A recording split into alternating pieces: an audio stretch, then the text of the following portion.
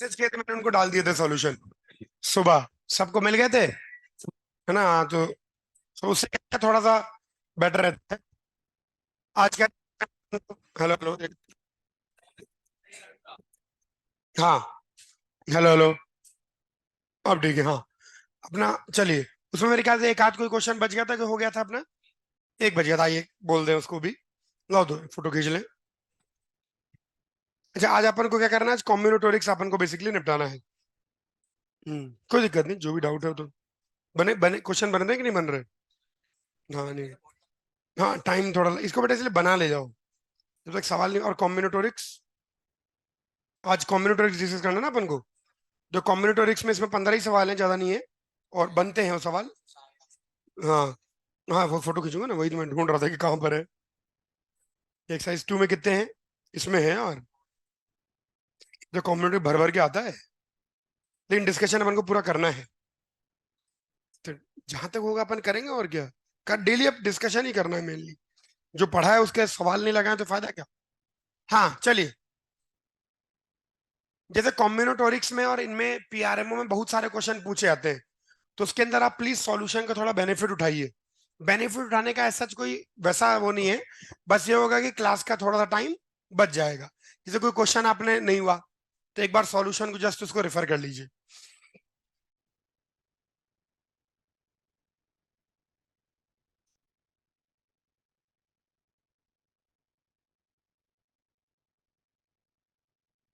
हाँ। अरे, चलिए, सब बच्चे इस पर आ जाएं।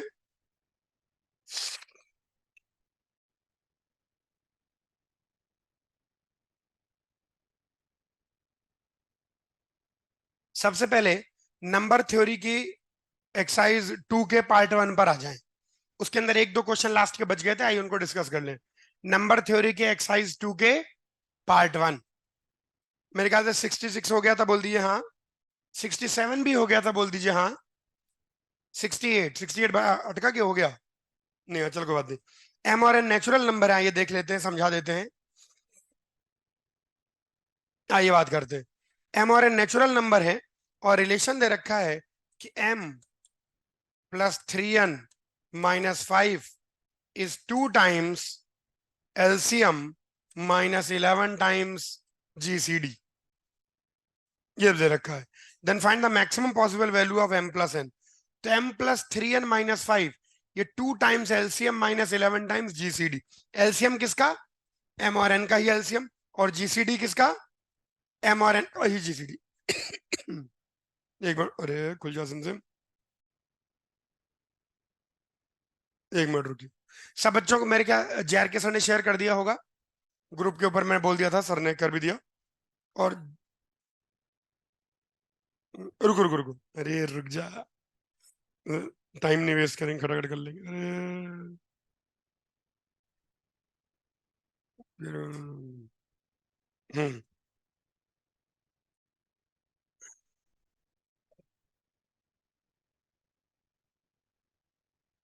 हम्म। आइए इसके भी देखते हैं, ट्रायंगल आ गया।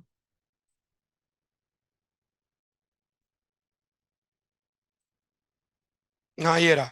इसके अंदर हो गया। बताऊं कि नहीं? अच्छा, बाकी मैं बताता हूँ। इसके अंदर जीसीडी एज्यूम कर लीजिए। एक्चुअली जीसीडी को आप कुछ डी मान लीजिए। तो ये ग्रेटेस्ट कॉमन डिवाइजर है। तो एम को हो जाएगा कुछ डी टाइम्स एक्स, और एन हो जाएगा डी टाइम्स वाई। और जो इनका एलसीएम आएगा वो डी एक्स वाई हो जाएगा। अब हो जाएगा, क्योंकि सबको पुट करके क्लियर हुआ। प्रोडक्ट है, चलिए। ये हो गया नंबर थ्योरी का, पीआरएमओ का डिस्कशन कंप्लीट। अब हम सबसे पहले करेंगे कॉम्बिनेटोरिक्स। कॉम्बिनेटोरिक्स निकालिए बच्चों। कॉम्बिनेटोरिक्स के अंदर पहले आप एक्सरसाइज 1 के पार्ट 1 पर आ जाइए। एक्सरसाइज 1 के पार्ट 1 में मात्र 15 क्वेश्चन है, आइए एक एक करके डिस्कस कर लेते हैं। Come to exercise 1 part 1।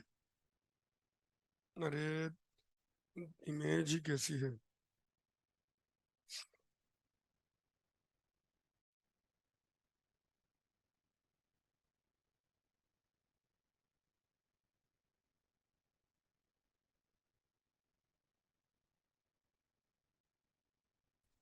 हम्म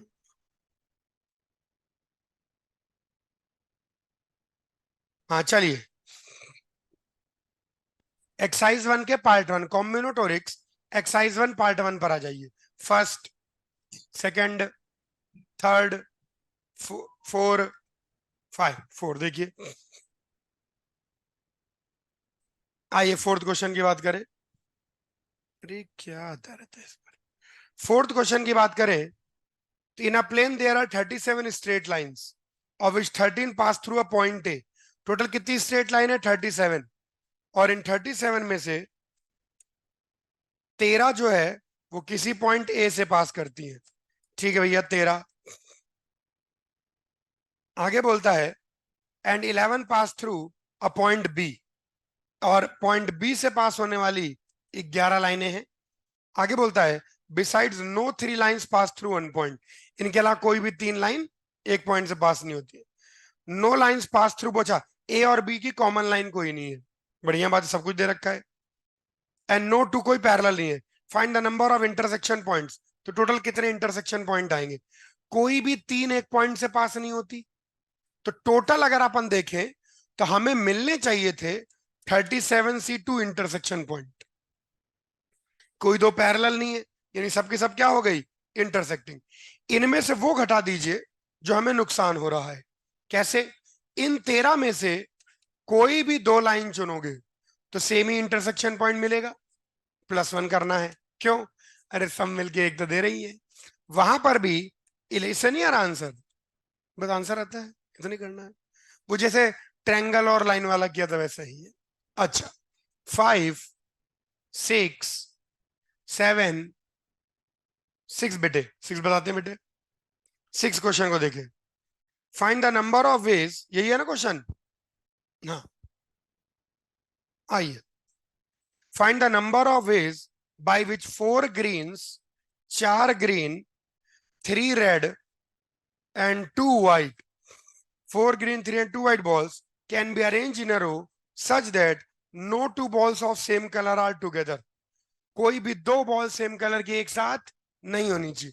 अब इसके अंदर 4 ग्रीन है, 3 रेड है, 2 व्हाइट है। यानी आप समझो कोई भी एक कलर की 2 बॉल साथ में नहीं होनी चाहिए।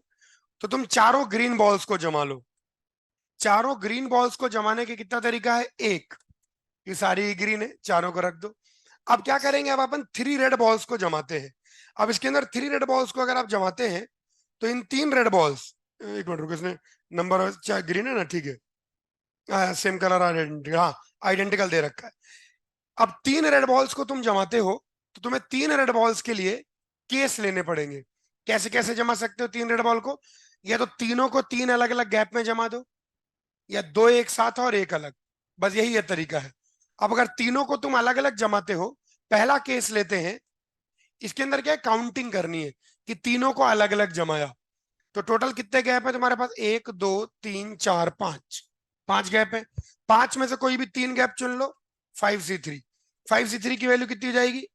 5 × 4/2 × 1 दैट इज 10 आ जाएगी। 10 तरीके से 3 गैप चुने जा सकते हैं।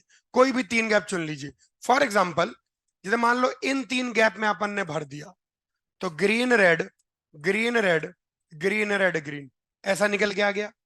और जब तीनों को आपने अलग अलग जमाया है, तीनों को मान लो अलग अलग जमाया है, तो अब जो 2 व्हाइट बॉल्स हैं, उन दोनों व्हाइट बॉल्स को अब कितने गैप हो गए तुम्हारे पास? 1, 2, 3, 4, 5, 6, 7, 8 गैप हो गए एक्चुअली। क्योंकि तीनों को तुमने अलग अलग कहीं पर भी जमाओ, मान लो इन 3 में जमाती हो तो भी तुमको 8 गैप मिलेंगे। दोनों व्हाइट को साथ में नहीं रखना है, हर तरीके से 8 गैप मिलेंगे। और 8 में 2 व्हाइट बॉल को जमाना है, 8C2। तो ये पहला केस हो गया, जब केस 1 तीनों रेड बॉल्स अलग अलग जमाई। अब दूसरा केस जब तुम लोगी, केस 2, उस केस में तुम 2 रेड बॉल्स को एक साथ रखोगी, यानी उनके बीच का गैप हम कभी भी काउंट नहीं करेंगे। अब सुनो, चारों ग्रीन्स को रख दो। बोलो हाँ। अब तुमको 2 रेड बॉल्स एक साथ रखनी है और एक रेड बॉल को अलग रखना है। तो टोटल कितने गैप की जरूरत है? 2 गैप की जरूरत है। तुम्हारे पास टोटल कितने गैप है? 5 गैप है। अब की बार तुम 5 में से 2 गैप चुनना, लेकिन उन 2 गैपों में इन 2 को जमाने के तरीके 2 फैक्टोरियल हो जाएंगे। फैक्टोरियल क्यों हो जाएंगे? या तो पहले में 2 बॉल डालो, दूसरे में 1 बॉल डालो, या दूसरे ऐसे एंड सो। अब समझ लो तुमने 2 रेड बॉल्स ऐसे ऐसे डाल दी, मान लो एक यहां डाल दी, एक यहां डाल दी। अब तुम्हारे पास गैप कितने हैं? एक, दो, तीन। ये वाला गैप नहीं चुनोगे क्योंकि दोनों रेड बॉल साथ में रहने चाहिए। चार, पांच, छह, सात इंटू सेवन से जोड़ लेंगे। समझ में आया? केस लेके इसके अंदर धीरे धीरे जमाना पड़ेगा। क्लियर हो गया सब बच्चों को? चलिए। हाँ तो बस और पूरा केस ही लेना है, ले लेके ऐसे कर लो, ऐसे कर लो। काउंटिंग है, इट्स प्योर काउंटिंग। हाँ, वाइट रेड, वाइट रेड। भाई साथ में से कोई भी व्हाइट बॉल चुन लो।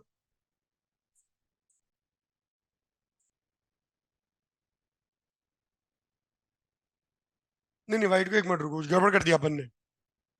अच्छा हाँ, ग्रीन को भी तो अलग अलग करना है। एक सेकंड रुको, एक सेकंड रुको।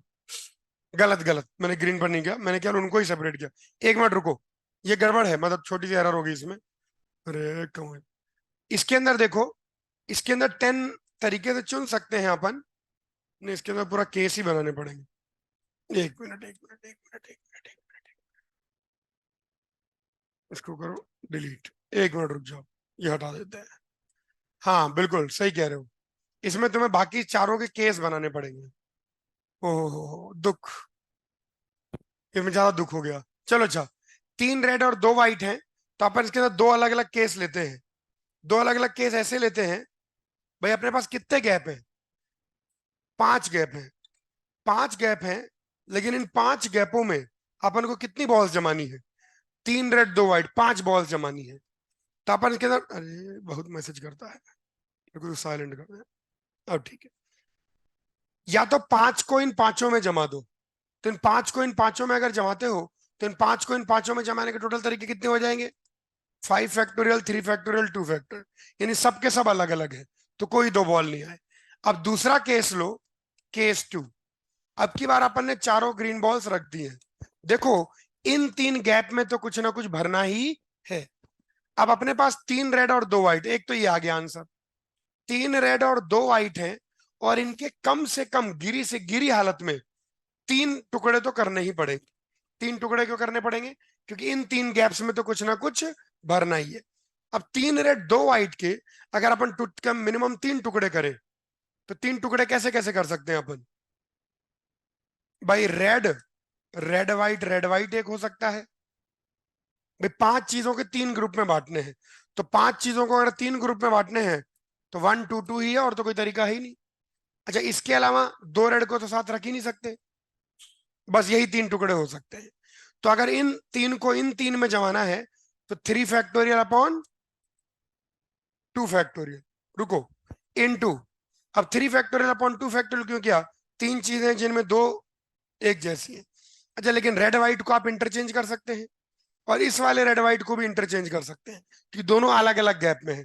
तो इंटू 2 फैक्टोरियल। इसमें एक आखिरी केस और बनेगा। ये केस, पहला केस लिया कि इन 5 चीजों को, हाँ, 5 में बांटा। दूसरा केस लिया, 5 चीजों को 3 में बांटा। हाँ। अब तीसरा केस लीजिए कि ये 3 गैप तो आप भरते ही हैं, लेकिन या इधर वाला या इधर वाला। यानी इन 5 चीजों को 4 टुकड़े करने हैं। तो 5 चीजों को 4 टुकड़े कैसे कैसे कर सकते हैं? भाई red red, white red white. क्योंकि 2 वाइट तो साथ में ले ही नहीं सकते। अच्छा, 2 रेड भी साथ में नहीं ले सकते। तो यही केवल 4 पॉसिबिलिटी है। या तो red red, white red white. इस केस में भरने के 2 तरीके होंगे। 2 तरीके क्या होंगे?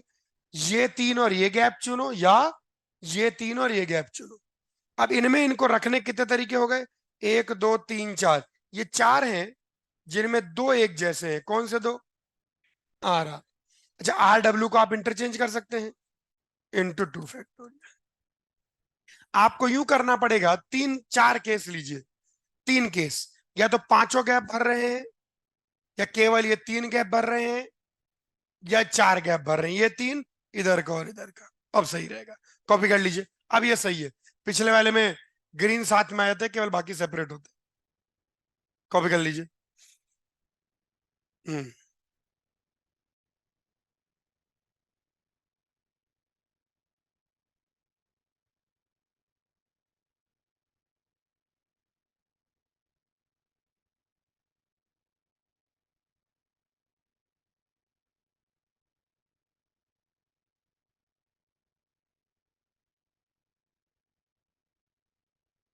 कॉपी कर लिया।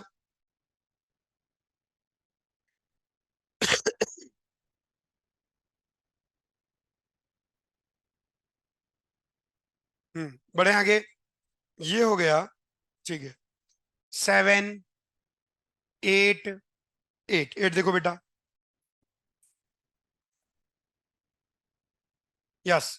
8 क्वेश्चन कहता है number N is selected from the set 1 to 200। 1 2 3 कहां तक? 200 तक। Number N is selected from the set 1 to 200 and the number 2 की पावर n + 3 की पावर n 1 से 200 के बीच में कोई नंबर n लिया जाता है और यह फॉर्म किया जाता है। Find the total number of ways of selecting n so that the form number is divisible by 4। n की कितनी पॉसिबिलिटी हो सकती है ताकि ये दिया गया नंबर किससे डिविजिबल हो जाए? 4 से डिविजिबल। किससे डिविजिबल हो जाए? 4 से डिविजिबल। हाँ, अब इसके अंदर भाई यूनिट डिजिट और थोड़ा सा यूं समझना है कि 5 की पावर n को अगर 4 से डिवाइड करेंगे तो हमेशा रिमाइंडर 1 ही आएगा। और कोई और कोई रिमाइंडर नहीं आएगा।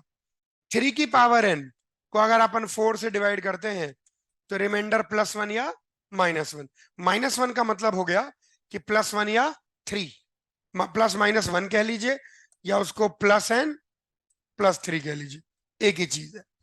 और अगर 2 की पावर n को मॉड 4 से डिवाइड करते हैं तो रिमाइंडर 0 आएगा या 2 आएगा? बोलो हाँ। अब अपन क्या करेंगे? 2 वाला केस तो तुरंत हटा देंगे। 2 वाला केस कैसे हटा देंगे? क्योंकि अगर n की वैल्यू 1 ले लेते हो तो n की वैल्यू 1 ले ली तो इसकी वैल्यू कितनी आ रही है? 5 6 7 8 9 10, तो ये नॉट डिविजिबल है। बोल दीजिए हाँ। अगर n की वैल्यू 2 है, 2 से बड़े लोगे तो रिमाइंडर 2 नहीं आएगा, रिमाइंडर हर बार 0 आएगा। इसका मतलब 2 की पावर n तो 4 से डिविजिबल है ही, तब किसको डिविजिबल होना पड़ेगा? 3 की पावर n + 5 की पावर n को डिविजिबल होना पड़ेगा। अब यूं समझिए, 3 की पावर n + 5 की पावर n कब डिविजिबल होगी? इसका मॉड तो 1 ही आ रहा है, तो यानी इसका मॉड 3 आ जाए। 1 आएगा तो 1 + 1 2 बचेगा रिमाइंडर। 4 आ जाएगा तो 4 डिविजिबल हो जाएगा, तो रिमाइंडर डिविजिबल हो जाएगा। इसका मॉड तो कुछ भी n ले लो, हमेशा 1 ही आएगा। तो यानी n की कौन सी वैल्यू सेटिस्फाई करेगी? n की वो वैल्यू सेटिस्फाई करेगी जिसमें 3 की पावर n मॉड 4 = 3। बस, जो उसमें भी ये आ जाए कि 4 से डिवाइड करने पर 3 आ जाए तो काम हमारा बन जाएगा। तो यानी n should be any odd number. n should be any odd number. जैसे 3 का क्यूब, 3 का क्यूब आ रहा है कि नहीं आ रहा? हाँ आ रहा है, कि 3 स्क्वायर को डिवाइड करोगे रिमाइंडर 1 आएगा। रिमाइंडर 1 कब आता? जब n को आप इवन लेते हो तो रिमाइंडर 1 आता, और n को ऑड लेते हो तो रिमाइंडर 3 आता। सारा का सारा दारोमदार, ये तो बेसिकली नंबर थ्योरी का क्वेश्चन हो गया। पीएनसी का तो कोई मुझे यूज भी नहीं दिखा इसमें। बस इस पर है कि आप केवल 3 की पावर यानी n शुड बी ऑड, तो सारे ऑड नंबर यहां पर चल जाएंगे एक्सेप्ट 1, कि 1 वाला केस हमने अलग से हटाया है 0 बनाने के लिए। तो ऑल ऑड नंबर्स एक्सेप्ट 1। तो आंसर क्या हो गया? 99। 99 कॉपी कर लीजिए।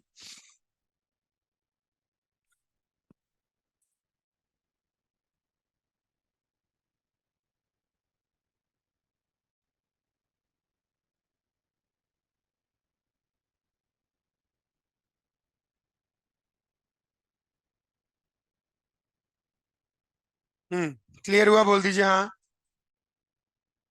9, 10, 11, 11 बेटे। आगे बढ़े, इसको मिटा दें। 11 देखिए। 11 क्वेश्चन के अंदर the number of different permutation of all letters of the word, अच्छा परमुटेशन ही ले लिया, पर M U T I O N, the number of different permutations of all the letters of the word permutation such that any two consecutive letters in the arrangement are neither both vowel nor both identical। इसके अंदर आप vowel को separate करें तो vowel कौन कौन से? ई, you, ए, सारे ही वॉवल आ गए मेरे ख्याल से। ए ई आई ओ यू, नहीं मैं देख रहा सारे ही वोवल आ गए। अच्छा, वो बोलता है लगातार कोई भी दो वोवल नहीं होने चाहिए और ना ही आइडेंटिकल होने चाहिए। तो ए ई आई ओ यू तो अलग से कर लो, बोलो हाँ। P R M T T N, बस ये टी टी साथ में नहीं आने चाहिए। यानी ये वॉवल्स भी अलग अलग आने चाहिए और टीटी भी अलग अलग आने चाहिए। बोल दीजिए हाँ। ओके, तो ये हमारे पास ये बच गया। अब इसके अंदर इनको जमाना पड़ेगा, यानी टीटी भी सेपरेटेड रहे। टीटी को इधर कर लो, कुल मिला के टीटी भी सेपरेटेड रहे और ए ई आई ओ यू भी सेपरेटेड रहे। बाकी पी आर एम एन साथ में आ सकते हैं। अब इसका मतलब क्या है कि एक दो तीन चार, जबकि इनके बीच में कितने गैप है? एक दो तीन चार पाँच छः सात, नहीं आठ। तो टी टी, नौ नौ क्यों, आठ ही तो हुए। एक दो तीन चार पाँच छः सात। इसका मतलब है टीटी भी इनको सेपरेट करने के काम में आएंगे। अब इनको लिख लें, इनको लिख लीजिए। ए ई आई ओ यू, इनको तो सेपरेट करना ही करना है, यानी इनको सेपरेट करना है। तो वापस वही पुरानी कहानी, कम से कम चार ग्रुप बनने ही पड़ेंगे, या पांच ग्रुप बनेंगे, या छह ग्रुप बनेंगे, बोलो हाँ। इन्हीं को सेपरेट पर देखो। अब यहां पर या तो चार ग्रुप बनाएंगे, या पांच ग्रुप बनाएंगे, या छह ग्रुप बनाएंगे, बोल दीजिए हाँ। किनके? इनके, इनके। अगर आप चार ग्रुप बनाते हैं तो अब आपको पी आर एम एन, अब टी को इनके साथ में रखना है। तो टीटी का कैसे कैसे रख सकते हो? या तो टीटी पी के साथ आ जाए, या टीटी आर के साथ आ जाए, या टीटी एम के साथ आ जाए, या टीटी एन के साथ आ जाए। इन चार में, इन चार को जमाने का कितना तरीका? फोर फैक्टोरियल, इंटू फोर कर देंगे। इंटू फोर क्यों करेंगे? टीटी पी के साथ दिया गया, चार ग्रुप का काम हो गया। अब पांच ग्रुप में आ जाइए, पांच ग्रुप में बात करते हैं। अच्छा, और कोई प्रकार से चार और तो बनेगा ही नहीं। P R M N T, और एक टी इनमें से किसी के साथ आ जाए। अच्छा, यहाँ टीपीटी का अरेंजमेंट नहीं कर पाए थे, क्योंकि अरेंज करोगे तो टीटी साथ में आ जाएंगे। लेकिन यहां पर एक टी जिसके साथ आएगा वो अरेंज हो पाएगा। अब इन पांच के लिए पांच जगह चुनने के तरीके दो ही है, क्योंकि चार तो यहीं जाएंगे। अच्छा, इन पांच को इन पांच पर अरेंज करने के तरीके, फाइव फैक्टोरियल, टू फैक्टोरियल। ये टू फैक्टोरियल क्यों होगा? Into four. ये टू क्यों होगा? क्योंकि पीटी वो अरेंज हो सकता है। और फोर क्यों होगा? पीटी ले सकते हो, आरटी ले सकते हो, एमटी ले सकते हो, और एनटी ले सकते हो। क्या बात समझ में आई? हाँ। नहीं नहीं, टी तो अलग ग्रुप में ही जा रहा है ना एक्चुअली, वो तो अलग से ग्रुप में ही जा रहा है, तो कोई टेंशन नहीं। छह ग्रुप का तो यही केस है, P R M N T T. एक दो तीन चार पाँच, छह है, छह चीजें। तो इन छह को इन छह जमाने के तरीके, सिक्स फैक्टोरियल बाई टू। बस। इसके अंदर आप क्या करें, जिनको सेपरेट करना ही करना है, बाकी चीजों को इस प्रकार से ग्रुप बना के देख ले। कॉपी कर लीजिए। यही तरीका अपन दूसरी बार यूज कर रहे हैं, पिछले क्वेश्चन में भी अपन ने यही कॉपी कर लें।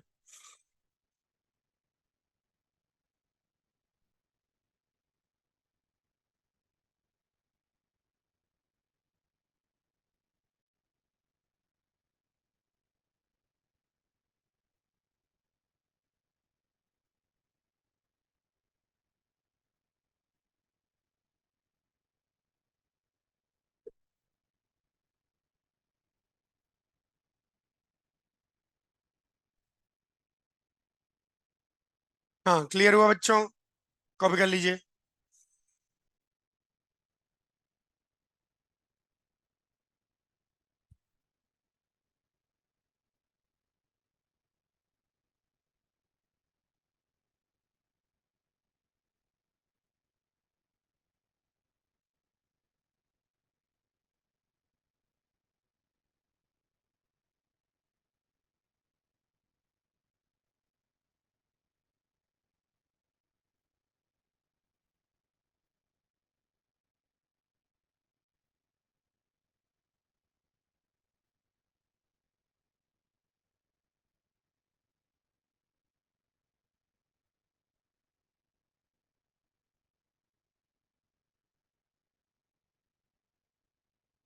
क्लियर हुआ बच्चों?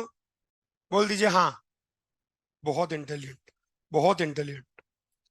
ये हो गया 10। ये कौन सा क्वेश्चन था? 11, 12, 13, 14, 14, 14 क्वेश्चन देखिए। अरे घरेलू हिंसा का क्वेश्चन है। गजब ही क्वेश्चन है। बच्चे भी खतरनाक है। Mister John has x children with his first wife. ठीक है, ऐसा में दे रखा है। And mister Basu has x plus one children with her first husband. तो भाई जॉन के एक्स चिल्ड्रन हो गए और बासु के एक्स प्लस वन चिल्ड्रन हो गए। दे मैरी, और फिर जॉन एंड बासु मैरी कर लेते हैं। मतलब भाई साहब, अच्छा आज सुनो सुनो, गजब ही खतरनाक क्वेश्चन बनाया है। They marry and have children, का इतना खुश हो रहे हो? They marry and have children of their own. तो एक और मान लो इनके वाई चिल्ड्रन हो गए, कुछ मान लो वाई चिल्ड्रन, वन क्यों मानोगे? उसमें लिखा हैव चिल्ड्रन, तुम्हें क्या पता कितने? The whole family has 10 children, एकदम ही 10। तो 2x+y 9। आगे बोल, अच्छा उसमें इतना ही नहीं। assuming that the two children of same parents do not fight, ये एक्स आपस में नहीं लड़ते, इनका इनका सर फोड़ेंगे। ये आपस में नहीं लड़ेंगे, ये इन दोनों का सर फोड़ेंगे। ये आपस में नहीं लड़ेंगे। गजब गदर मचा हुआ है। Find maximum number of fights. देखो कैसे कैसे लड़ाइयाँ हो सकती है। इनमें से एक को चुन के इसके साथ लड़वा दो, इनमें से एक को चुन के इसके साथ लड़वा दो, या इनमें से एक को चुन के इसके साथ लड़ा दो। तो नंबर ऑफ फाइट्स किसके बराबर हो गई? X into X plus one plus X Y plus X plus one into Y. Quadratic बन गई। वाई की वैल्यू रख दो 9 - 2x, तो एक्स में क्या बन गई? क्वाड्रेटिक। उसको मैक्सिमाइज कर दो, आंसर आ गया। क्वाड्रेटिक की मैक्सिमम वैल्यू निकाल लो। इसका मुंह नीचे की ओर खुलेगा, तो मैक्सिमम वैल्यू कहाँ आएगी? वर्टेक्स। आसान सा आता है, कॉपी कर लीजिए। समझ में आया था बच्चों को? घरेलू हिंसा का सवाल है, जान दो। 15 हो गया। चलिए पार्ट 2 पर आ जाइए आलसी बच्चों।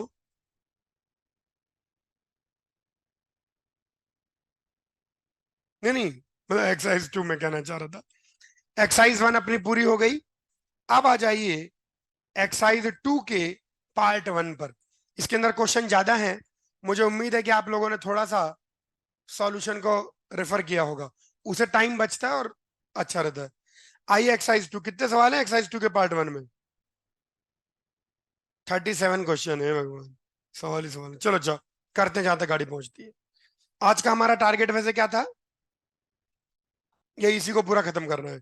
ठीक है सब बच्चे, अरे खुल जाओ सिम।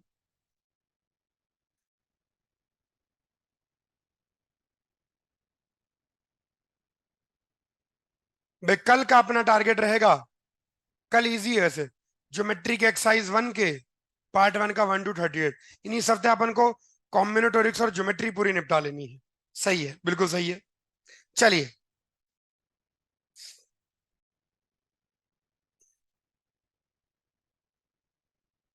आ जाइए एक्सरसाइज 2 के पार्ट 1 पर आ जाइए। First, second, third, fourth, third. To each element of the set S. S में कितने एलिमेंट है? 1000। 1 2 3 कहां तक? 1000। ये एस है। To each element of the set S a colour is assigned, एक रंग दे देते हैं कोई भी। Suppose that for any two elements A and B of S, if 15 divide a plus b, then they are both assigned the same color। अगर 15 divides a plus b, तो उनका कलर क्या हो जाएगा? सेम। ठीक है। what what is the maximum possible number of, कितने अलग अलग कलर होंगे? अब देखो यूं समझो बात को, अगर 15 a प्लस बी को डिवाइड कर देगा तो उनका कलर क्या हो जाएगा? सेम हो जाएगा। अब इसके अंदर थोड़ा समझना यह है कि इसमें बहुत सारों का कलर सेम रहेगा। कोई भी दो नंबर ले लो, जैसे 1 और 14 का कलर सेम रहेगा।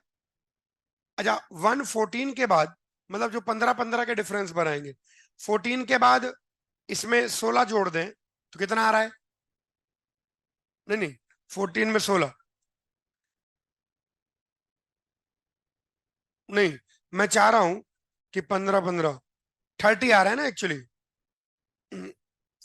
अरे 15 नहीं, मैं 16 लिखना चाह रहा हूँ। तो जैसे 1 और 14 डिविजिबल होंगे, फिर 14 16 ये सब यानी 1 14 बहुत सारे नंबर होंगे डिविजिबल होंगे। इन सब के सब का कलर क्या होगा? सेम। जो भी दो का सम 15 से डिविजिबल है, जैसे 1 की सीरीज पकड़ो तो 1 14 16, ऐसे बहुत सारे नंबर होंगे जो डिविजिबल होंगे। 1 के साथ बहुत सारे नंबर डिविजिबल हो जाएंगे, 14 के साथ ये सारे कॉम्बिनेशन। तो every of them will have the same colour. एक मिनट रुको, देखिए। अरे बोलो बोलो।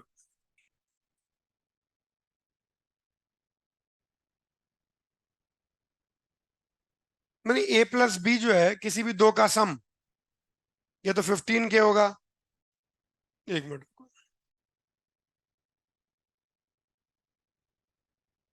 अरे इसमें, हाँ रुको मैं देख लेता हूँ। अरे खुल जा समझ। हाँ।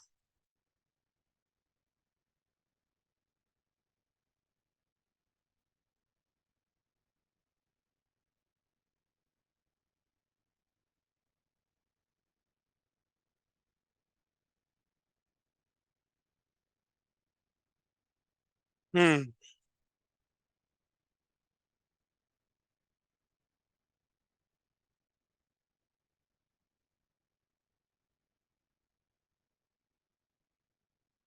हाँ अब सुनो, हाँ सही कह रहे हो, मतलब सही थॉट है। इसके अंदर जो भी बॉल्स हैं, ये अपन को 15 से डिविजिबिलिटी देखनी है। तो इसके अंदर जो भी बॉल्स हैं, ये लंबा चौड़ा कार्यक्रम है, या तो वो नंबर 15 के फॉर्म का होगा, या नंबर 15 के +1 के फॉर्म का होगा, या 15 के +2, करते करते 15 के +14 के फॉर्म का होगा। नहीं नहीं, A+B, नहीं नहीं, गलत है। उसके कुछ कंबाइन हो जाएंगे, जैसे क्या, अब यूं समझो, 15 के फॉर्म के जितने भी नंबर होंगे, इस फॉर्म के सारे नंबरों का कोई एक कलर हो जाएगा। बोलो हाँ। क्योंकि इनमें से कोई भी दो नंबर चुनोगे तो 15 से डिविजिबल हो जाएंगे। अब समझने की बात यह है कि इनका सबका एक सिंगल कलर होगा, क्योंकि ये दोनों जुड़ के 15 से डिविजिबल हो जाएंगे। फिर 15 के +13, इन दोनों का एक सिंगल कलर होगा। तो यहाँ कितने, 1 से लेकर 14 तक 14, जोड़े कितने बने? 7, और एक 8। तो 8 अलग अलग कलर्स ही होंगे। समझ में आया? जिन दो का सम 15 से विभाजित डिविजिबल है, उनका कलर सेम है। समझ में आया से बच्चों को? कॉपी कर लीजिए। अरे सॉल्यूशन में इतना साफ साफ गिवन तो है। अच्छा अच्छा, सॉल्यूशन डिफर किया करो थोड़ा थोड़ा, मुझे टाइम बच जाता है और कोई बात नहीं। समझ में आया से बच्चों को? चलिए, 4, कौन सा बिटिया? 4, कौन सा? 8 कलर्स। ठीक है, चलिए आगे बढ़ते हैं। Question number 4, consider all 7 digit numbers containing each of the digit. हर एक डिजिट बच्चा मौजूद होनी चाहिए। 1B 2B 3B 4 5 6 7, exactly once. तो 1 2 3 4 5 6 7, तो कितने बनेंगे? 7 फैक्टोरियल नंबर बनेंगे। भाई 7 ही डिजिट है, हर डिजिट आनी चाहिए, तो 7 फैक्टोरियल आने exactly once, and not divisible by 5, और ये 5 से डिविजिबल नहीं है। चलो देखते हैं। 5 से डिविजिबल कब नहीं होगा? जब 5 लास्ट प्लेस पर ना आए, बाकी कहीं भी आए। तो टोटल नंबर अगर निकालना चाहें तो 1 2 3 4 5 6 7, तो आखिरी को भरने के 6 तरीके हैं। 5 छोड़ के भर दे कुछ भी, बाकी को 6 फैक्टोरियल। तो टोटल नंबर्स की बात करें तो टोटल नंबर है 6 × 6 फैक्टोरियल। अब बोलता है arrange them in descending order. Descending मतलब मैक्सिमम से मिनिमम। तो सबसे ऊपर कौन सा नंबर आएगा? 7654321, बोल दीजिए हाँ। और करते करते करते करते लास्ट में कौन सा नंबर आएगा?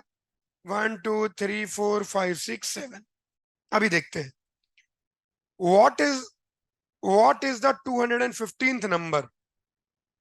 ठीक है, तो 215वां नंबर निकालना है, कोई टेंशन नहीं। 215th नंबर बोल दीजिए हाँ।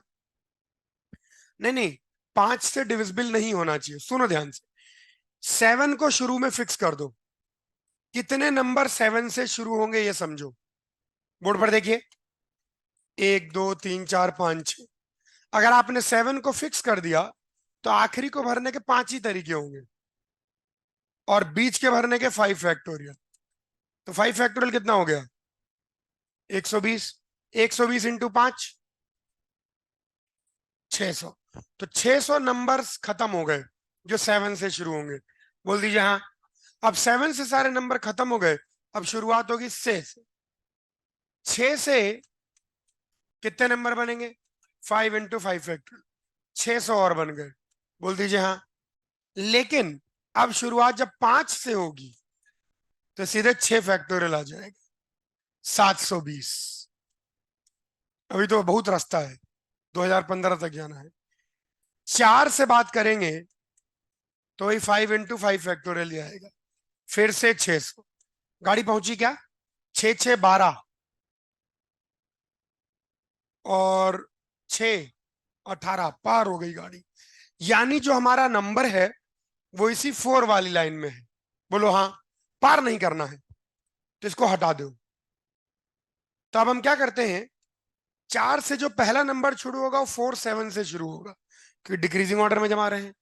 4 7 की बात करें तो 1 2 3 4, तो 4 इंटू 4 फैक्टोरियल जमेगा। 4 7 को फिक्स कर दिया आपने, दो नंबर फिक्स हो गए। तो ये 4 इंटू 4 फैक्टोरियल कितना है? अच्छा, ये कहां तक गाड़ी पहुंच गई जोड़ लो। 6 6 12, 12 और 7, 1920।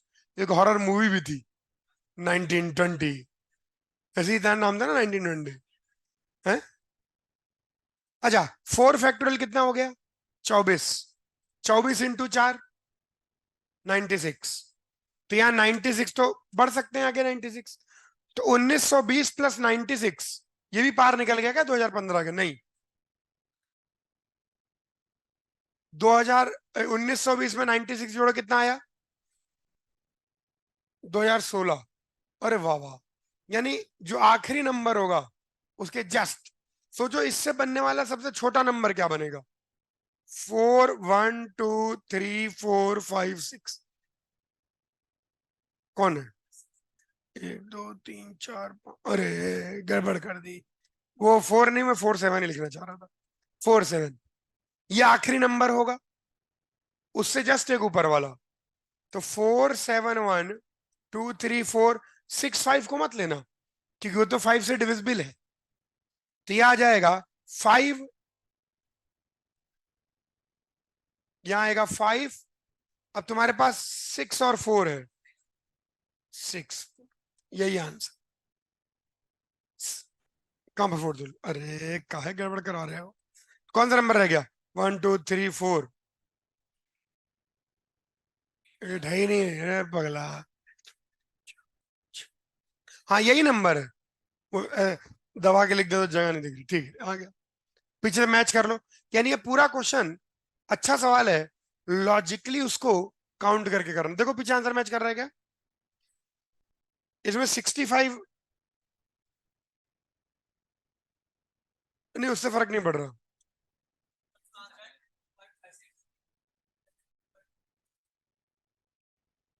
2, अच्छा हाँ हाँ हाँ, 5 और 3 इंटरचेंज कर दे, बिल्कुल सही कह रहे हो। 2 5 36, ठीक है, क्योंकि उसको इंक्रीजिंग ऑर्डर में जमा रहे हैं। हाँ बिल्कुल सही, सही है। लेकिन इंक्रीजिंग ऑर्डर में जमा, डिक्रीजिंग ऑर्डर में जमा रहे हैं ना, तो ये सबसे छोटा नंबर है। हमने जो लिखा था, हाँ 5 36 आए, बिल्कुल सही है। मतलब क्वेश्चन को अपन को लॉजिकली करना है, उसको ढंग से अरेंज करते आना है, और 2015 को क्रॉस नहीं करना है, 2015 तक पहुंचना है। समझ में आया? बोल दीजिए हाँ। 5 6 7 6 बेटा, थोड़ा कम कम क्वेश्चन पूछो, रिफर भी कर लो कि पीएनसी में टाइम लग जाता है। अच्छा, तो 6 तुमने पूछा, find the sum of all distinct prime divisors, जितने इसके प्राइम डिवाइजर्स होंगे उन सब का सम। तो समेशन आर इक्वल टू 0 से 2015, अरे ये नहीं कर पाओगे, ये जो बाइनोमियल थ्योरम लग रही है एक्चुअली, और वो आपने दूर दूर तक नहीं पढ़ी है, खासकर जो इसमें यूज हो रही है वो तो बिल्कुल ही है। इसको मैं अलग से करके बता दूंगा, इसको गोला करो, लिखो बीटी बाइनोम, इसमें पीएनसी का कोई यूज ही नहीं है, ये तो प्योर बाइनोमियल थ्योरम का क्वेश्चन है। कैसे इस सीरीज को जोड़ेंगे और कैसे आंसर लाएंगे बताऊंगा मैं, अभी फिलहाल गोला करके बीटी लिख लें। 7, 8, 9, 10, 11, 12, 12। 12वें क्वेश्चन की बात करें, ऑन अ स्टॉर्मी नाइट, क्या बात है, CHD मतलब चंडीगढ़ का क्वेश्चन है। On a stormy night 10 guests came to dinner party and left their shoes outside the room in order to keep the carpet clean। तो जूता लेफ्ट वन राइट वन ऐसे करते करते लेफ्ट 10 राइट 10, भाई जूते अलग अलग होते हैं, एक लेफ्ट पांव का एक राइट पांव का, वो आइडेंटिकल नहीं होते। तो 10 जोड़ी जूते हैं, left one right one, left two right two, left 10 right 10। After the dinner there was a blackout, लीजिए बिजली भी चली गई, and the guest living one by one put on at random any pair of shoes big enough for their feet stage together. ठीक है, वो जोड़ा एक साथ रहता है, यानी ऐसा नहीं होता कि L1 R2 पहन लिया उन्होंने। हाँ, मंदिर जैसा, हाँ मतलब हाँ, मंदिर में भी ऐसा ही होता है, आदमी दोनों ही पैर पहनता है, तो वैसा ही है। अ, अ, महंगा जूता पहन के मत जाया करो वहां पर। अच्छा, उसने बोला है each pair of shoes stage together, यानी जैसे पहला आदमी आया तो उसने मान लो जिस जोड़े का लेफ्ट पहना उसी जोड़े का राइट भी पहनेगा, ऐसा नहीं कर रहा कि इसका लेफ्ट इसका राइट, वरना कॉम्बिनेशन ज्यादा हो जाता। अच्छा, आगे क्या बोलता है, any guest, any guest who could not find the pair big enough spend the night there. तो जो कि बिग एनफ, अच्छा इसने बोला है, and the guest living one by one put on at random any pair of shoes big enough for their feet, each pair of shoes stage together. ठीक है, any guest who could not find the pair big enough, यानी मान लो छोटा बच गया, यानी अपन ये assume करते हैं कि 10 के 10 गेस्ट के अलग अलग साइज है, ऑल हैव डिफरेंट साइज, तो फिर अपन क्या करते हैं, इसको मिटा देते हैं। अब मिट गया, तो ऐसा मान लेते हैं कि L1 R1 सबसे बड़ा है, L2 R2 उससे छोटा है, L3 R3 करते करते, और L10 R10 इस प्रकार से सबसे छोटा है। What is the largest number of guests who might have had to spend the night there? Maximum ऐसे कितने लोग हो सकते हैं जिनको रुकना ही पड़ा हो, यानी अपन को मैक्सिमाइज करना है, अपन क्या करना है, मैक्सिमाइज करना है। अब देखो, इसके अंदर अगर अपन को मैक्सिमाइज करना है तो इसके अंदर जो सबसे, जिसका पांव बड़ा है, जो सबसे छोटा वाला बंदा है, अगर वो आके उसको पहन ले तो सबसे बड़े वाले को रुकना ही पड़ेगा भाई, क्योंकि इस जो सबसे, जो लोग, जिन लोगों का पांव बड़ा है उनके पास कम चॉइसेस है शूज की, और जिन लोगों का पांव छोटा है उनकी ज्यादा चॉइस है। जैसे सबसे छोटा है L10 R10, तो ये बंदा तो पक्का नहीं रुकेगा, क्योंकि इसके पास कोई भी जूता पहन के निकल लेगा। मेरी बात समझ में आ रही है? अपन को इसके अंदर बस लॉजिकली सोचना है कि अपन मैक्सिमम करना है। अब समझो 10 लोग हैं, ये पहला आदमी है, ये दूसरा आदमी का जूता है, ये तीसरे का जूता है, और ये 10वें व्यक्ति का जूता है। अब अपन को मैक्सिमाइज करना है, तो एक काम करते हैं, जो 10वें व्यक्ति आया वो तो रुकेगा ही नहीं रात में, वो पहले आदमी का जूता पहन के चला गया, क्योंकि जो सबसे ज्यादा कंस्ट्रेंट है वो किस पर है, पहले आदमी पर। अगर किसी भी व्यक्ति ने इसका जूता पहन लिया तो इस बेचारे को वहीं रुकना ही पड़ेगा। हाँ, तो हम क्या करते हैं, ऐसे L1 R2 तो 1 2 इसको बना लेते हैं, 1 2 3 4 5 6 7 8 9 10। तो ये जूता चला गया, बोलो हाँ। और ये जूता कौन पहन के गया? पर्सन 10। क्योंकि हम बस ये सोच रहे हैं कि मैक्सिमम लोग रुक जाएं, तो पर्सन 10 तो चला गया हमारे पास, बोलो हाँ। इसके नीचे person 1, person 2, person 3, person 4, person 5, person 6। Actually इसमें कोई पीएनसी नहीं लगनी, इसके अंदर बैठ के काउंटिंग करनी है हमको, इसलिए 10 लोग दिया, वरना 100 लोग देता। अच्छा, तो ये कौन चला गया भैया? पर्सन 10 चला गया। अब हमारे पास, अब ये पर्सन 1 तो रुका ही रुका, ये बेचारा कहीं नहीं जा सकता। अब 9 वाले को वो भी, 9 वाला अगर 2 का पहन लेता है तो उसको भी रुकना पड़ेगा। हाँ, 9 वाला मान लो 2 का पहनता है तो ये रुक गया। 8 वाला 3 का पहनता है, और 7 वाला, तो मेरे ख्याल से अब तो अभी भी है, 6 वाला 5 का पहन ले। अब तो ये पांचों रुकेंगे ही रुकेंगे। आंसर क्या दे रखा है? ये क्या घटिया क्वेश्चन है। मतलब ये तो भाई यही है, जूता बैठ के पहनाते रहो।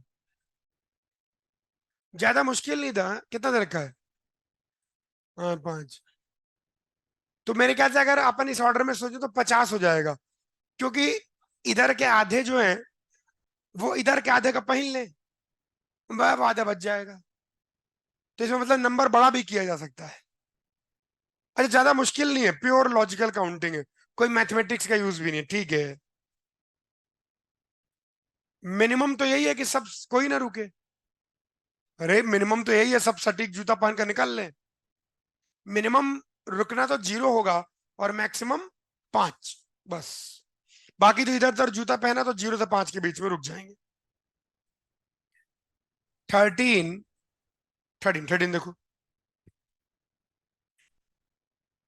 13 देख लीजिए। There are 3 kind of fruits in the market. 3 प्रकार के फ्रूट मार्केट में है, एबीसी कह दो।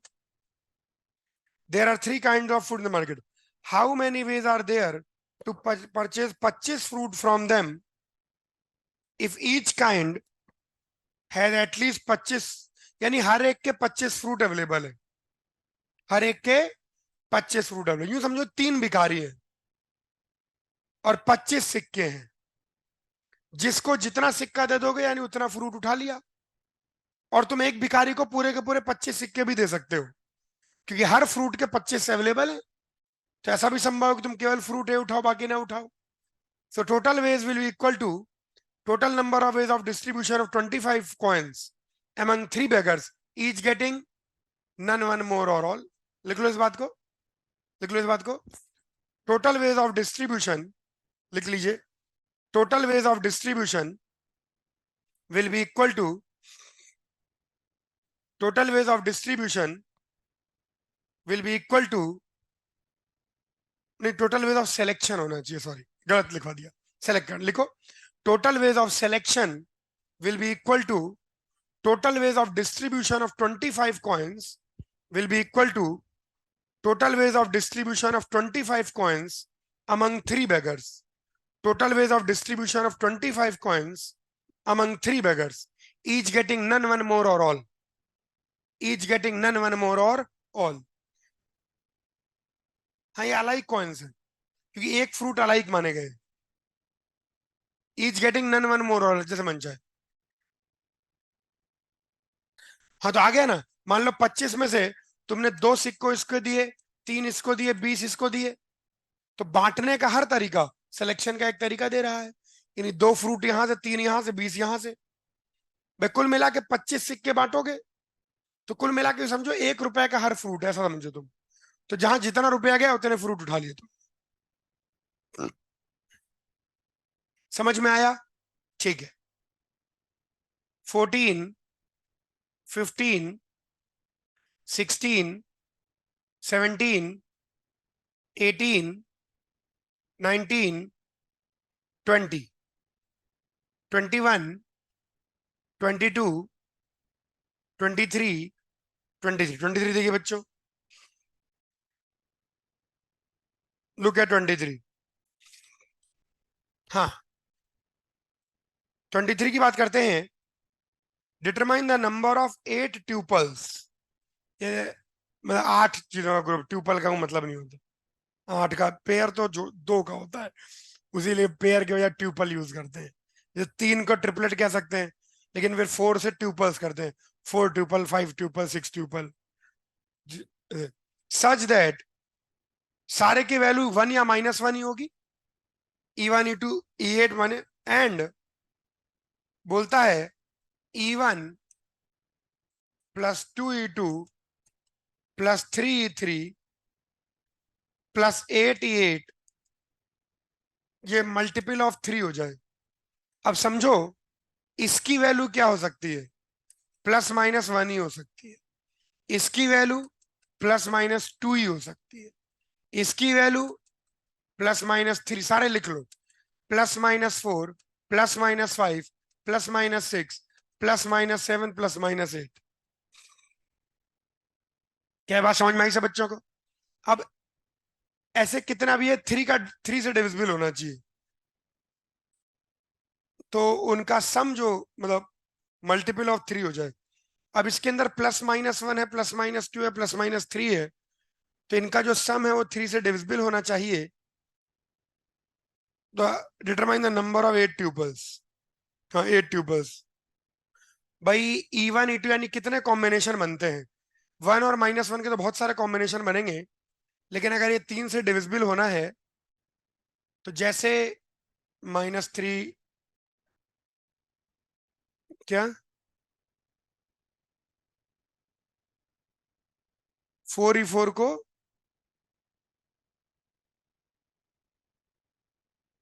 3E4 +E4, जो 3 का वो कर ले। हाँ, सही बात बोली तुमने। हाँ, एक मिनट रुके, इधर देखें, यहाँ तक गाड़ी पहुंची, बोलो हाँ। अब हमको 3 का मल्टीपल क्रिएट करना है, तो हम क्यों ना 3 का मल्टीपल्स पहले ही बाहर निकाल लें। सुनो ध्यान से, बिल्कुल सही बात बोली बच्चे ने। इधर देखिए, E1 +2 E2 का तो कुछ नहीं कर सकते। यहाँ 3 E3 तो ऑलरेडी मल्टीपल है, तो इसको 3 E3 लिख लो, ये तो मल्टीपल है ही। अब जैसे 4E4 है, तो एक E4 यहां रखो, +3E4 कर लो। E5 है, तो 2E5 +3E5, ताकि हमको कम के बारे में सोचना पड़े। ये तो 3 से डिविजिबल होंगे, कुछ भी ले लो। +E6, उसको यहां रखो, 6E6 डिविजिबल है। E7 की बात करें, तो E7 +6E7, और E8 की बात करें, तो 2E8 +6E8। हाँ, E9 तो है ही नहीं, अरे 8 ही तो है। अब केवल हमको इनके बारे में सोचना है, बोलो हाँ। ये तो सारे, अब यहाँ तुम E3 E4 E5 कुछ भी ले लो, ये तो 3 से डिविजिबल है ही, बोलो हाँ। इनको बारे में अगर सोचें, एक मिनट रुको, इसको कॉपी पेस्ट कर लेते हैं। बिल्कुल सही बात बताई तुमने, उससे हमारा काम कॉपी किससे होता है? ये रहा कॉपी।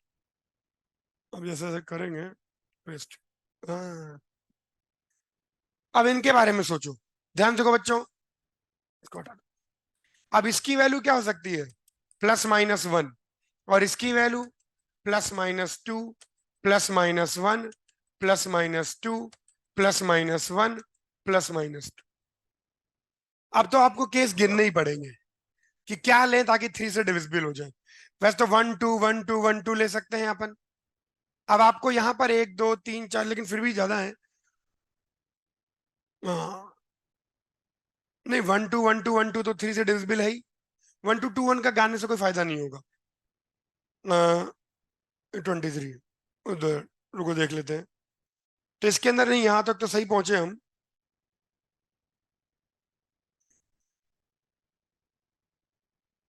हाँ, +-1 +-2 +-1, सारे को अगर 1 1 1 1 ले लें, तो भी तुम्हारा आंसर आ जाएगा, बोलो हाँ। एक सेकंड रुक जाए। हाँ, एन,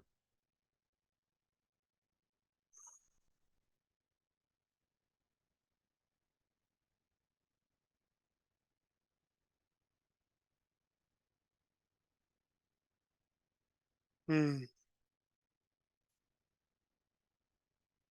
हाँ इधर देखो, इसको ऐसे कर लो, यहां तक गाड़ी पहुंची, बोलो हाँ। तो E1 plus E4 plus E7 plus 2 times E2 plus E5 plus E8। E6 का तो कोई काम ही नहीं है, ऐसे लिख लिया अपन ने, इस प्रकार से लिख लिया। अब यूं समझिए, कहां पर,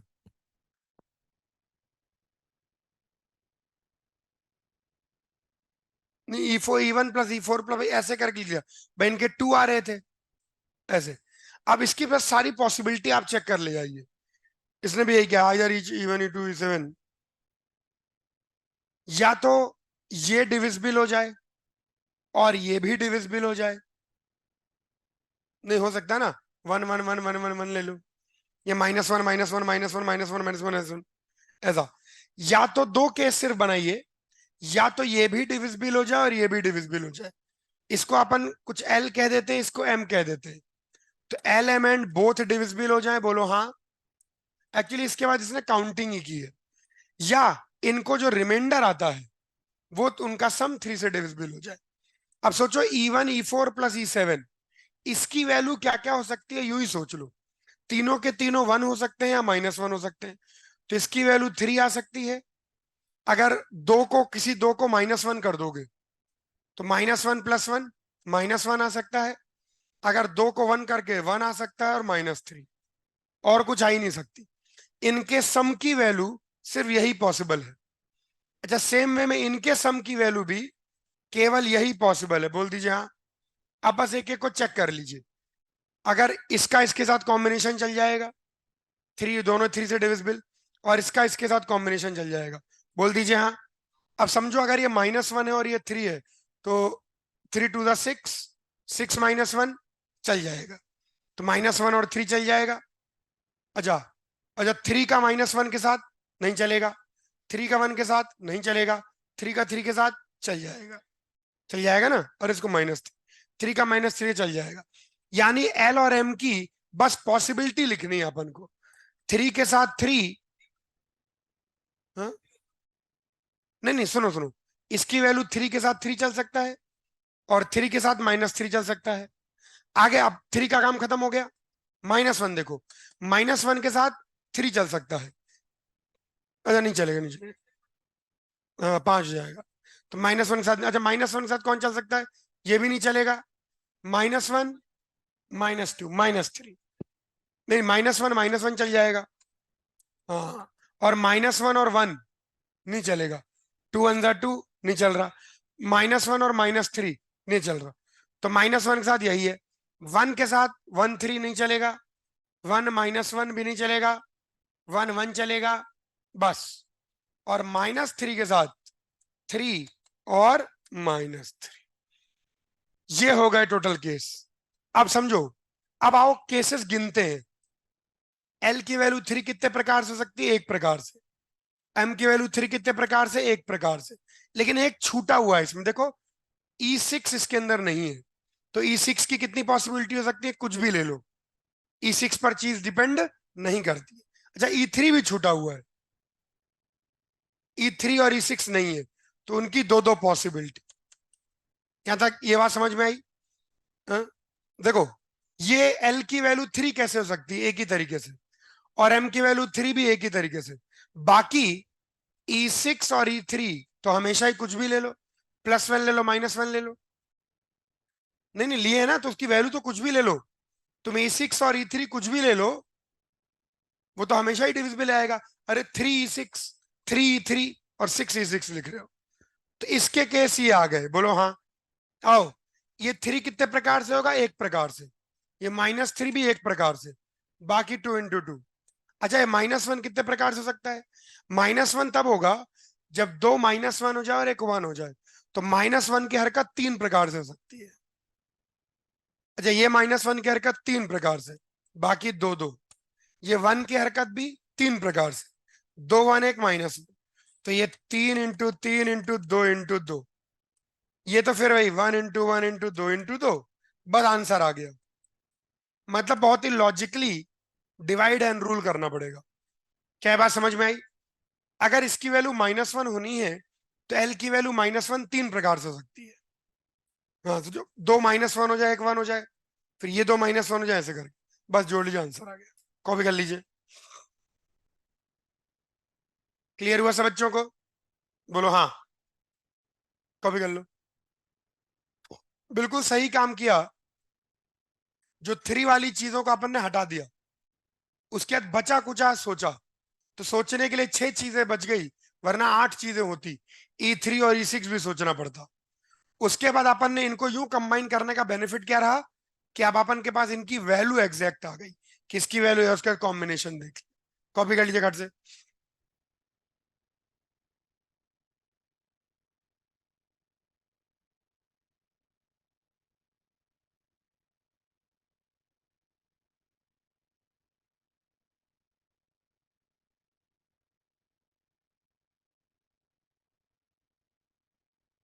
बढ़े आगे। बोल दीजिए हाँ। आगे, अच्छा कल कर ले। ठीक है, कल कर लेना आगे। ठीक है बच्चों, बोलो हाँ। चलिए, थोड़ा सा कोऑर्डिनेट ज्योमेट्री में पढ़ाना है। डिस्कशन बच्चों कर ले जाओ, क्योंकि थ्योरी से कुछ नहीं होता, क्वेश्चन लगेंगे तभी। हाँ, पढ़ा देंगे ना 20 मिनट। रे पढ़ ले। आइए, हल्की सी कोऑर्डिनेट ज्योमेट्री बता दें। ऑल दो कोऑर्डिनेट ज्योमेट्री का उतना यूज नहीं आता है, लेकिन चूंकि पेपर ऑब्जेक्टिव है, तो मैं भी कहीं अपन लोग फायदा उठा ले। मुझे उम्मीद है कि हल्की फुल्की कोऑर्डिनेट ज्योमेट्री सभी बच्चों को आती होगी। बोलिए हाँ। ये है एक्स एक्सिस और ये है वाई एक्सिस। ये कहलाता है फर्स्ट क्वाड्रेंट, ये कहलाता है सेकंड क्वाड्रेंट, ये कहलाता है थर्ड क्वाड्रेंट, ये कहलाता है फोर्थ क्वाड्रेंट। फर्स्ट क्वाड्रेंट में एक्स और वाई दोनों ही पॉजिटिव होता है। सेकंड क्वाड्रेंट में एक्स नेगेटिव होता है, वाई पॉजिटिव होता है। थर्ड क्वाड्रेंट में एक्स भी नेगेटिव, वाई भी नेगेटिव। और फोर्थ क्वाड्रेंट में एक्स पॉजिटिव, वाई नेगेटिव। किसी भी पॉइंट को उसके कोऑर्डिनेट से रिप्रेजेंट कर सकते हैं, क्या? X comma Y, X1 Y1। बोल दीजिए हाँ। कभी कभी हम कुछ क्वेश्चन इसमें बहुत आराम से कर सकते हैं। कोऑर्डिनेट ज्योमेट्री कई जगह हमको बहुत ज्यादा इजी काम करवा देगी। आइए मैं बताऊंगा कैसे। अच्छा, सबसे पहली चीज इसके अंदर जो समझना है, वो है डिस्टेंस फॉर्मूला। बस डिस्टेंस और सेक्शन। अगर एक पॉइंट के कोऑर्डिनेट X1 Y1 है और दूसरे पॉइंट के कोऑर्डिनेट X2 Y2 है, तो इन दोनों के बीच की जो दूरी d होगी, वो हो जाएगी √ X2 - X1 का स्क्वायर प्लस Y2 - Y1 का स्क्वायर। कोऑर्डिनेट ज्योमेट्री एक इजी तरीका है अफाइन ज्योमेट्री को सॉल्व करने का। जैसे अफाइन ज्योमेट्री में देखना पड़ता है ना, ये पैरेलल है, ये सिमिलर है। कोऑर्डिनेट ज्योमेट्री प्योर एल्जेब्रा है। Coordinate geometry is basically an algebraic method to solve geometry. हाँ, कोऑर्डिनेट ज्योमेट्री टेक्निकली क्या है? एक एल्जेब्रिक मेथड है ज्योमेट्री को सॉल्व करने का। डिस्टेंस फॉर्मूले के बाद एक छोटा सा और फॉर्मूला देख लीजिए, सेक्शन फॉर्मूला। इसका वैसे कोई क्वेश्चन आया नहीं है, लेकिन मे भी किसी क्वेश्चन में फायदा हो जाए। सेक्शन फॉर्मूले का मतलब है, मान लीजिए एक पॉइंट के कोऑर्डिनेट X1 Y1 है, बोलो हाँ, और दूसरे पॉइंट के कोऑर्डिनेट X2 Y2 है। ज्योमेट्री बच्चों इस हफ्ते पूरी डिस्कस कर ले जाओ, ताकि नंबर थ्योरी, ज्योमेट्री और कॉम्बिनेटोरिक्स हो जाए। तो नेक्स्ट वीक में अपने डिस्कशन में क्या बचेगा? इक्वेशन एंड, नहीं, ज्योमेट्री तो सीक्वेंस एंड प्रोग्रेशन। वो दोनों आराम से होकर फिर आपको 2-3 दिन टाइम मिल जाएगा चीजों को करने का। तो बेटर, मतलब आराम से हो जाएगा। कितने बच्चों का सीक्वेंस प्रोग्रेशन बचा हुआ है? हाँ, वो करेंगे, टेंशन नहीं, कर लेंगे। अच्छा, सेक्शन फॉर्मूला देख लीजिए। ये ए है और ये बी है। ए बी को M/N के रेशियो में अगर कोई पॉइंट डिवाइड करता है, और ये पॉइंट इसको किस रेशियो में डिवाइड कर रहा है? M/N के रेशियो में।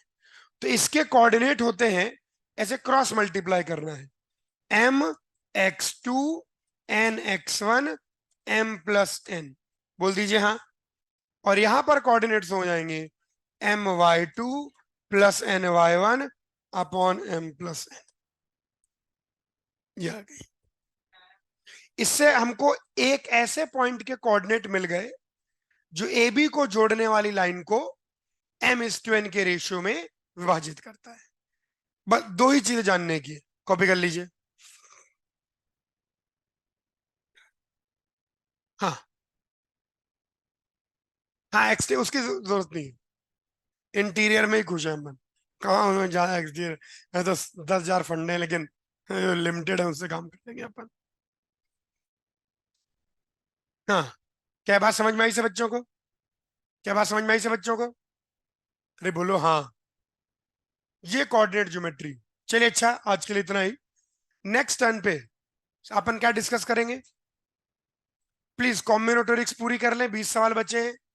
और ज्योमेट्री, जो टारगेट अपन ने सेट किया उसको कर ले, उससे आप बहुत ज्यादा फायदे में रहेंगे। क्लियर है बच्चों? बोलो हाँ। चलिए आज के लिए इतना ही। और जो पुराने क्वेश्चन, मतलब सॉरी, जो PYQs हैं, उनके सॉल्यूशन का भी थोड़ा लाभ उठाएं। चलिए।